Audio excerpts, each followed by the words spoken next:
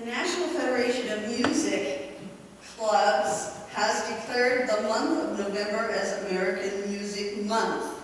The National Federation of Music Clubs observes American Music Month annually in November through the Parade of American Music. And how better to honor and celebrate American music than recognize one of the most famous American women composers. And tonight is me sharing information that Gail Smith has compiled in her piano book, The Music of Amy Beach, Child Prodigy. I went to the National Federation of Music Clubs convention down in Jacksonville, Florida, several years ago, and I met Gail and I bought several of her books. I have another one of Amy Beach's piano books. And I was just delighted with this biography and reading about Amy Beach. I had accompanied vocal music many years ago, 7, 8 years ago, of Amy Beach, and I had no idea who she was. I just knew the music was delightful, and I was just so happy to find all this information about her. And so immediately I wanted to share that information with my music club, my club here. So this information, I have information about Gail Smith on the back of the program, and you can go to her website and read more of the books that she has. So I will get started. We have a lot to learn about Amy tonight, and she's just such an interesting woman. Acclaimed the first woman composer of America, Amy Beach composed the mighty Gaelic Symphony, the piano concerto in C# minor, hundreds of choral, vocal, and chamber works, an opera, and numerous other works during her lifetime. In the process, she encouraged other women composers of her day. She was a member of the National League of American Pen Women and ASCAP, which is American Society of Composers and Publishers. She served as leader of several organizations, including the Music Teachers National Association and the Music Educators National Conference. She was co-founder in 1926 and the first president of the Association of American Women Composers. Amy Beach was a highly disciplined composer, capable of writing large-scale works in a matter of a few days. She was energetic in the promotion of her compositions, eagerly arranging for performances as soon as the works were finished. Equally gifted as a pianist, she had a virtuoso technique and an extraordinary memory. It is told of her that on one occasion, she played the Schumann piano concerto with the Boston Orchestra at a week's notice in place of a soloist who had canceled at the last moment. Amy's parents were Clara Imogene Marcy and Charles Abbott Cheney. They were descendants of some of the earliest colonial New England families. Charles was educated at Phillips Exeter Academy and entered Bates College at the age of 16. He maintained a lifelong interest in mathematics while pursuing an active career, first in his father's paper-making business and later as a paper importer. From her father, Amy acquired much of his remarkable aptitude for languages and scholarly taste. Amy's musical talents were inherited from her mother's family, who were all exceptionally interested in music. Her grandmother had an unusual soprano voice with a high range, and an aunt with a much admired contralto voice was a prominent singer in local concerts. Chester Marcy, Amy's grandfather, was a fine clarinetist. Amy's mother, Clara Marcy, sang and played the piano, gave instruction, and appeared occasionally in concert. Amy Marcy Cheney was born in the little town of Henniker, New Hampshire, on September 5th, 1867. When she was just 1 year old, she had memorized and could sing 40 different songs. She was gifted with perfect pitch and an accurate memory. By 17 months of age, she had associated sentences with her alphabet blocks and had learned the whole alphabet by herself. In a few weeks more, she was reciting nursery rhymes that had been read to her. In a letter that Amy's mother wrote to her aunt, she says, quote, "Before 2 years of age, Amy would, when being rocked to sleep in my arms, improvise a perfectly correct alto to any soprano air I might sing."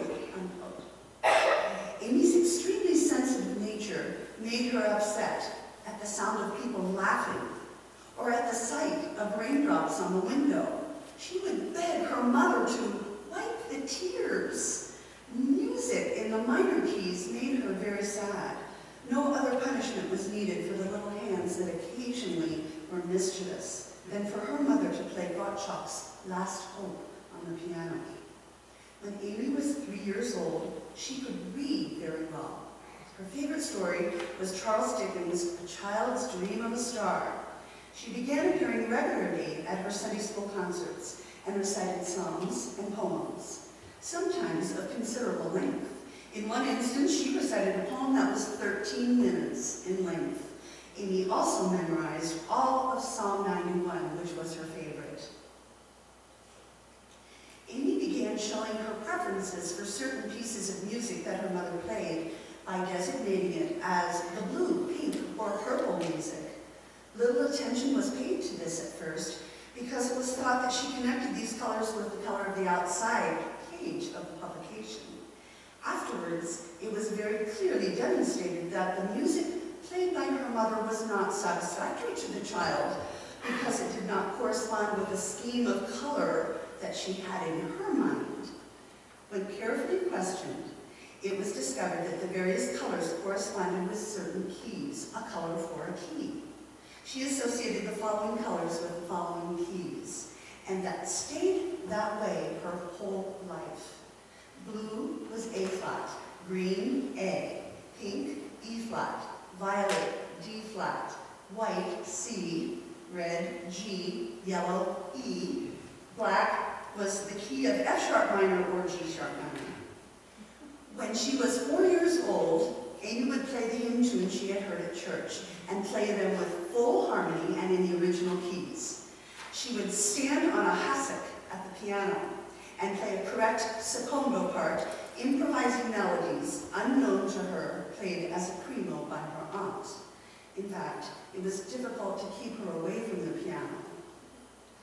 Once, while her mother was away, Amy stayed with her grandfather for 6 weeks. She enjoyed her visit in the country, listening to the birds sing and walking in the vast fields of flowers. During this time, there was no piano around, so she composed a waltz in her mind. She played it for her mother when back home without an interruption. She named it Mama's Waltz. Her mother wrote it down as she had played it. When Amy was 5 years old, she could read at sight without instruction, playing and singing. Oh heavens, I just put my finger on here and it just went spinning away. Okay. Playing and singing at the same time. At the age of 6, she could play by ear everything she had heard, so far as the size of her hands would allow. Finally, her mother started to give her piano lessons 3 times a week. I remember balking at having to go to piano lessons once a week. Bonnie Seltzer will now play Waltz, written by Amy at the age of 4.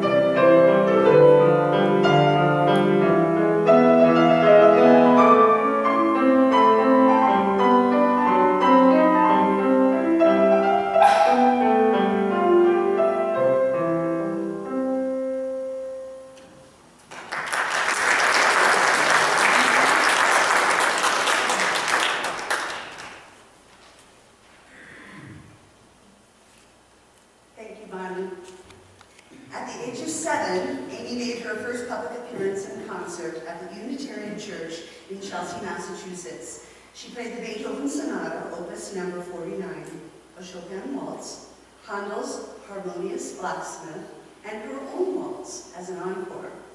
At the age of 10, Amy wrote 2 lovely pieces, Romanza and Menuetta. Petite Valse was written as a Christmas present to her aunt a year later. I've asked Jessica Cachetta to join us tonight, and she is going to play Romanza, written at the age of 10.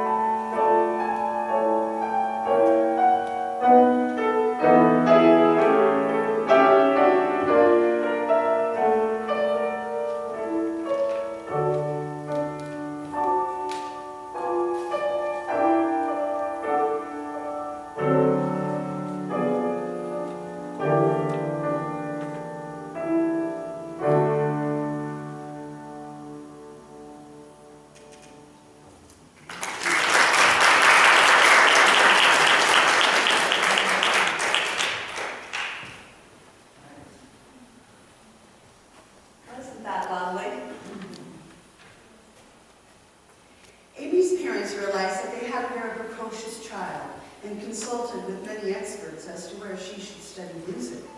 The unanimous opinion was that she was qualified to enter any conservatory in Europe.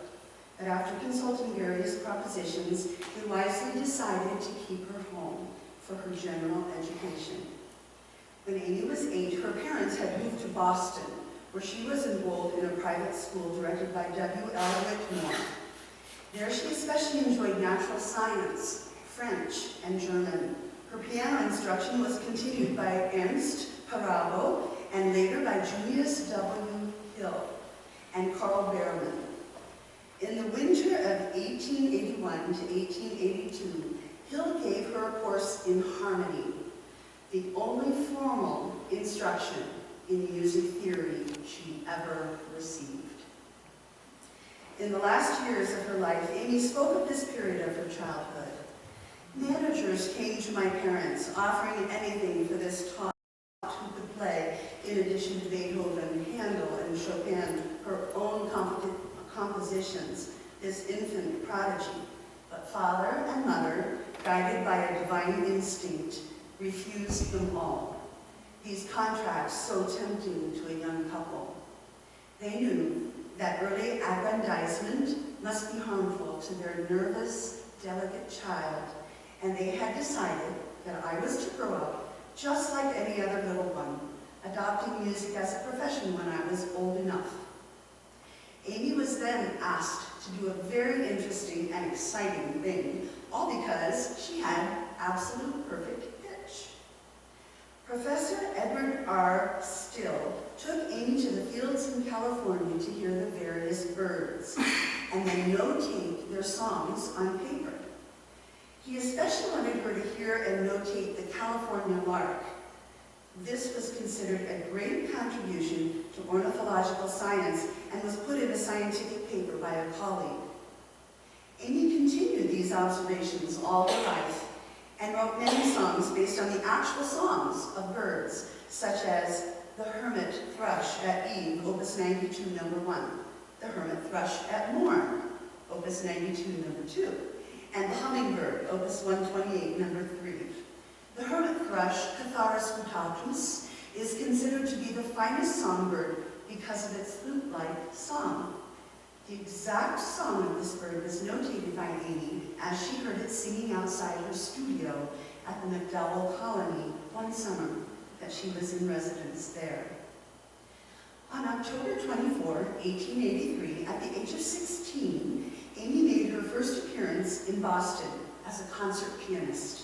She played Ignaz Moscheles' G minor concerto, opus 60, with orchestra, and Chopin's Rondo in E-flat as a solo. During that winter season, she gave several recitals, and at the age of 17, played the Chopin F minor concerto with the Boston Symphony Orchestra on March 28, 1885. During the summer of that year, Amy was taken to Dr. H.H.A. Beach, say that fast 10 times, for treatment of a sore finger, which often happens in playing piano. So Dr. Beach was a widower and 24 years her senior. He was an accomplished pianist and very interested in the arts. There are no courtship details to share, but Amy married Dr. Beach on December 2nd, 1885 in Boston's Trinity Church. She was just 18 years old. From her wedding day on, Amy wore her long hair on top of her head in a bun. During her 25 years of marriage, she would compose the majority of her works. Amy was encouraged by her husband to study composition on her own, and she began translating from French the musical treatises of Berlioz and François Gabert. She studied flute by writing out from memory much of Bach's well-tempered clavichord and compared her versions with Bach's. Similarly, she taught herself orchestration. She said, quote, "I worked very hard for years. I possess about every treatise that has ever been written on the subject of harmony, theory, counterpoint, double counterpoint, fugue, and instrumentation. I have a large library of these books. I wrote out scores of Beethoven by memory, and then would take my work next day and compare it with the playing of the orchestra." Her first published work was The Rainy Day, 1880, a setting of Longfellow's well-known poem, issued in 1883 by Oliver Ditson Publishing Company. Next came another set of songs, a cadenza to Beethoven's C minor concerto, and a valse caprice for piano. But Opus 5, which was begun the year following her marriage, was a mass in E-flat major for vocal quartet, chorus, orchestra, and organ, which required 3 whole years to complete. This was an ambitious undertaking for any composer. It was first performed by the Handel and Haydn Society with the Boston Symphony Orchestra on February 7, 1892. This was a first. Before this time, the group had never performed a work composed by a woman.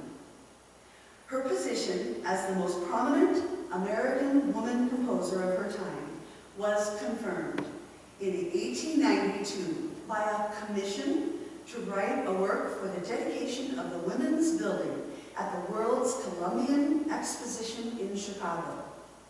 She had arrived. She composed Festival Jubilate, Opus 17, for chorus and orchestra. Dr. and Mrs. Beach traveled to this exciting event, and Dr. Beach, beaming with pride, said to a friend, "I am quite content to be a tail to her kite." Her next work was probably the most important work of her career. It was the Gaelic Symphony, which was completed in the spring of 1896. It was first performed in October by the Boston Symphony Orchestra and was subsequently played in New York, Brooklyn, Buffalo, Kansas City, San Francisco, and Chicago. In the 6 weeks following its completion, she wrote a sonata in A minor for violin and piano, opus 34. You will hear Allegro con fuoco movement at the end of this program. In June 1898 came the premiere of another commissioned choral work, Song of Welcome, written written to open the Trans-Mississippi Exposition in Omaha. Between 1899 and 1900, Beach composed the 3 Browning songs, Opus 44, and dedicated them to the Browning Society of Boston. We will hear Ryan Workman sing these further into the program. On April 7, 1900, Amy Beach appeared with the Boston Symphony in the premiere of her piano concerto in C-sharp minor, Opus 45. This was her last big orchestral work. On June 28, 1910, Dr. H.H.A. Beach died. He and Amy had almost reached their 25th anniversary. It had been a happy marriage. Her mother died almost at the same time as Amy's husband. Amy had little heart left to continue her beautiful work. But realizing her husband would have wanted her to go on, she decided that a complete change of scene would be good. On her 44th birthday, she set sail for Europe. After some rest, she began giving concerts in Hamburg, Leipzig, Berlin, and numerous other cities. The press and public greeted her with warmth, enthusiasm, and deep appreciation for her creative gifts. She stayed almost 4 years, returning in 1914 at the outbreak of World War I. With 30 concerts booked, she traveled across the country performing her works. In 1915, she moved to New York. Thereafter, she spent winters on tour and summers practicing or composing. Beginning in 1921, she went to the MacDowell Colony to compose. Amy became a good friend of Marion MacDowell, the founder of the MacDowell Colony. The colony is a 420-acre former estate of Edward MacDowell. There, private studios are scattered among the secluded woods that afford complete peace and privacy. Amy Beach always stayed in the Watson studio when she was there. Many of Amy's compositions were written there during the 15 summer visits. Published in 1942, the suite from Grandmother's Garden, Opus 97, number 5, was likely composed during her time at the MacDowell Colony. Beach was inspired by nature and loved flowers. Honeysuckle is the final piece in the suite and depicts a twisting vine with sweet-smelling flowers. The harmony is contemporary and at times dissonant. I would like to play it for you now.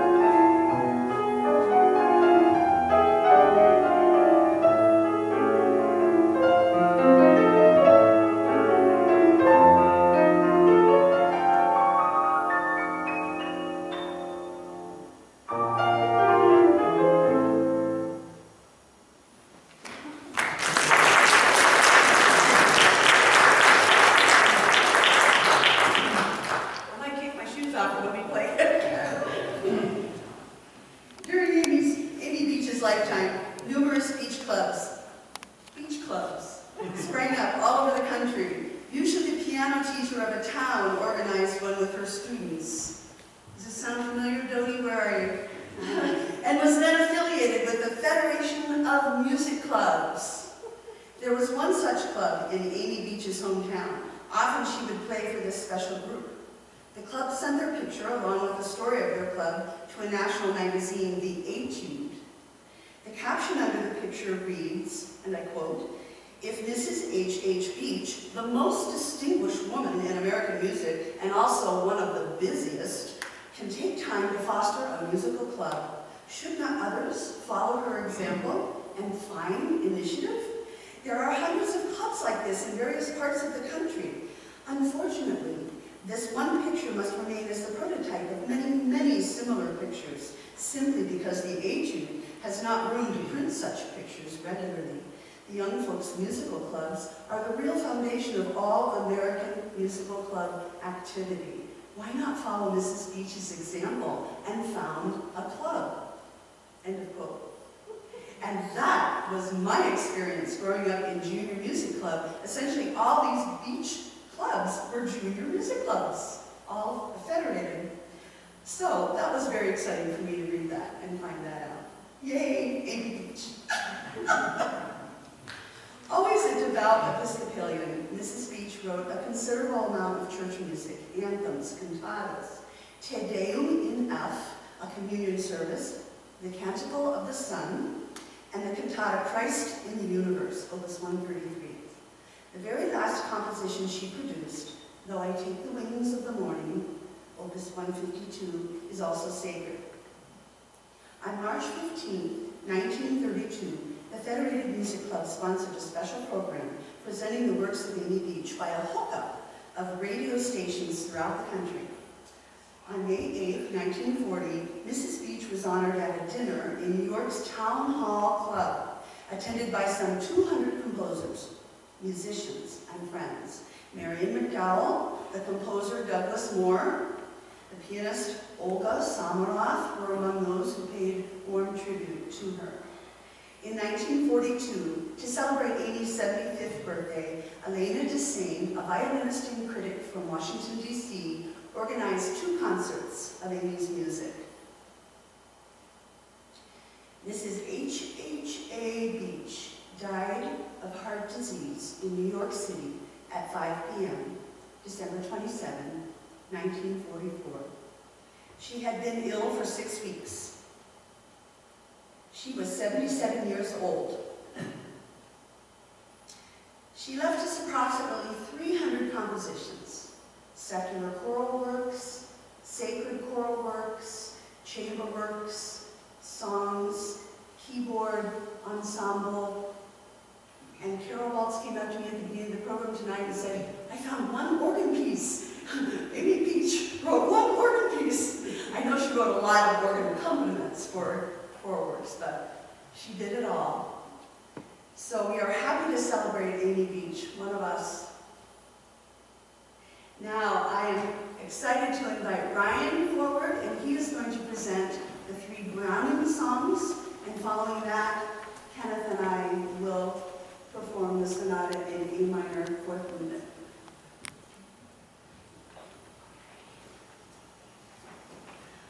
Oh